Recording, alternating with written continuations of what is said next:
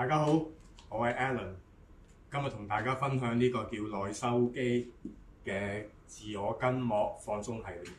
好，咁我哋點樣做咧？我哋首先將個滾筒咧向外出，擺喺度，向外出。好，跟住咧，我哋將嗰個大腿喺膝頭哥嗰度開始碌起啦，係啦，按住個滾筒。好，跟住壓落去，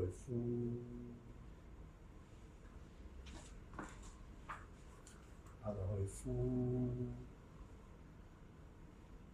吸。咁去到嗰個大腿嗰個末端啦，呼吸，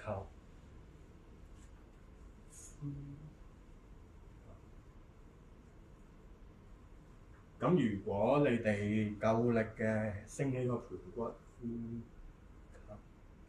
呼吸，係啦，你升起個盤骨做咧，咁某程度上係做緊一啲核心訓練嘅喎。好啦，另外一邊我俾呢個角度大家睇，向外。嗱呢個咧向內，你係碌唔到嘅，向外。好啦，跟住我哋前隻大腿喺度，好。我落去呼吸，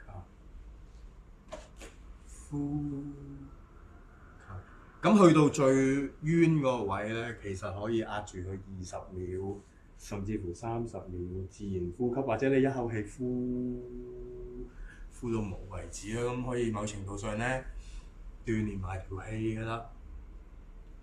好，咁希望大家鍾意呢個動作啊！咁我哋下次見啦，拜拜。